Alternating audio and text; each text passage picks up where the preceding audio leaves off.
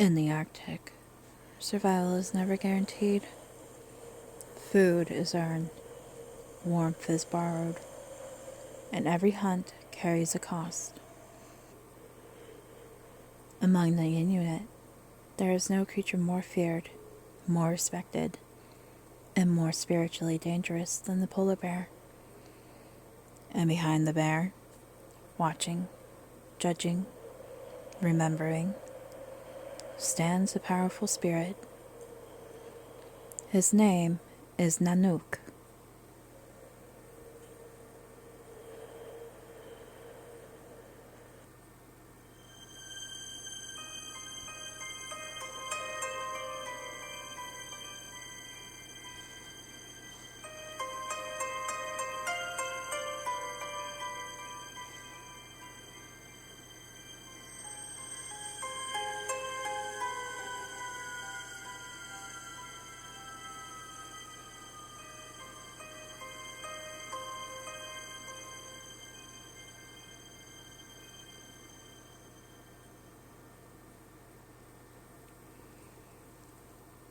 Welcome back, witches and wanderers, to the Morbid Witch Podcast. I'm your host, Kari, and tonight we're traveling north, far north, into the frozen landscapes of Inuit mythology. Tonight, our subject is Nanook, the master of bears, a spirit of immense power, and a divine judge of human behavior. Nanook is not a god of comfort. He does not offer mercy freely. He governs survival itself. And survival in the Arctic is never gentle.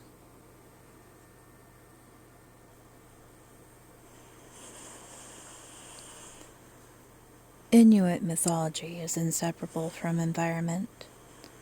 Unlike pantheons built around abundance, Inuit spiritual beliefs arise from scarcity, danger, and deep ecological awareness.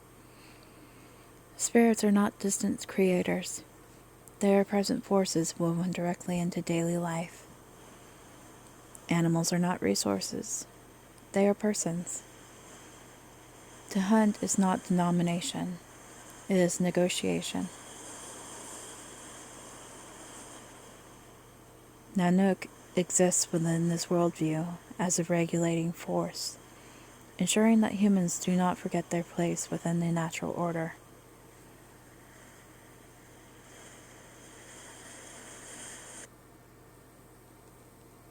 Nanook is a powerful spirit of the polar bear, sometimes described as the master of all bears, and in some traditions, the master of animals themselves.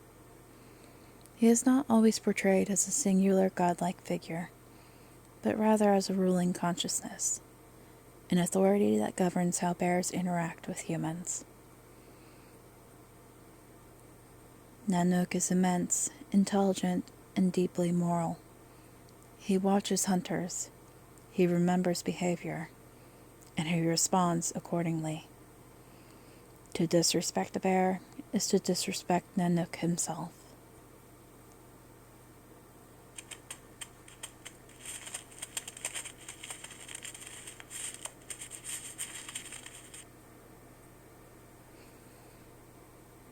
The polar bear is the most dangerous predator in the Arctic, capable of killing humans with ease, but it is also admired for its intelligence, strength, and endurance. In Inuit belief, bears are understood to be spiritually close to humans. They can remove their skins and walk upright. They understand language. They observe human customs. This closeness makes the bear sacred and terrifying. Nanook embodies this duality. Nanook's primary role is to judge hunters. If a hunter shows arrogance, cruelty, wastefulness, or disrespect towards a bear's body, Nanook may withhold animals entirely. Hunts will fail. Weather may turn hostile. Starvation may follow. If a hunter behaves properly, performing rituals, offering thanks, treating the bear's remains with honor. Nanook allows future success. Survival is conditional. After killing a bear, Inuit hunters performed careful rituals. The bear's skull might be honored. Tools were treated respectfully. Certain taboos were strictly observed. These acts were not superstition. They were contracts. Nanook was believed to be watching not only the act of the hunt, but what came after. Gratitude mattered as much as skill.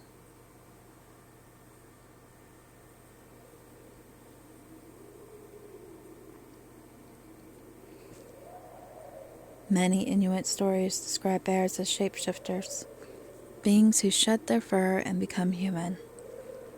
These stories blur the boundary between prey and person, reinforcing the idea that killing an animal is never morally neutral.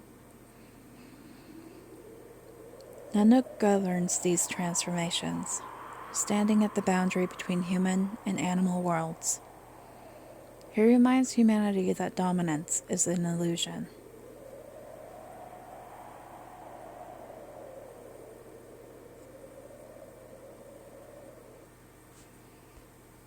Nanook is not a forgiving spirit. Hunters who lie, who boast, or who disrespect the dead may find themselves cursed. Illness, madness, or fatal accidents can follow. In some stories, Nanook sends bears to exact revenge, deliberate, targeted, intelligent. These punishments are not arbitrary. They are consequences.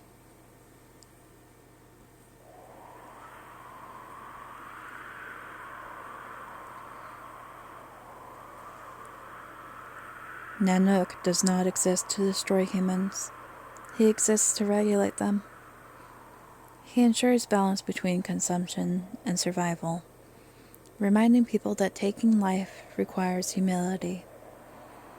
Without Nanook, the relationship between humans and animals would collapse into exploitation. Balance, not dominance, is the sacred goal.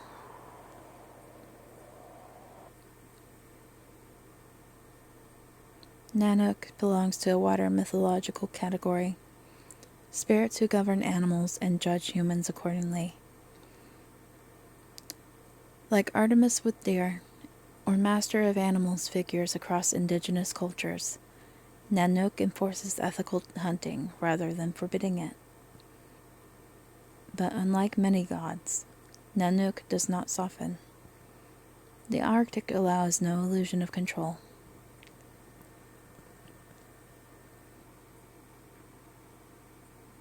Western interpretations often reduce Nanook to a bear god, stripping him of moral complexity. This flattening ignores Inuit knowledge systems and ecological philosophy. Nanook is not symbolic. He is relational. To understand him properly requires respecting Inuit worldview, not extracting myth for entertainment.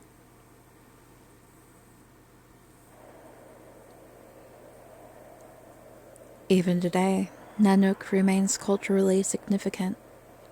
He appears in oral traditions, art, and modern storytelling, representing not nostalgia,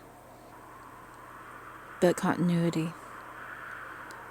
As climate change threatens Arctic ecosystems, Nanook's role as guardian of balance feels more urgent than ever. What happens when humans no longer respect the contract? Nanook reminds us that survival is never owed, that taking life requires responsibility, that nature watches.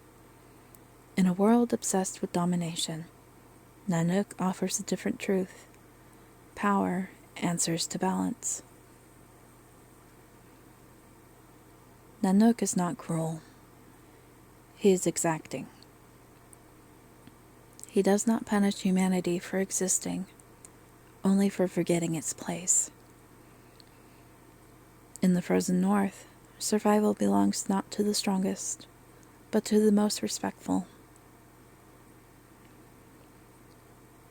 Thank you for listening to the Morbid Witch Podcast.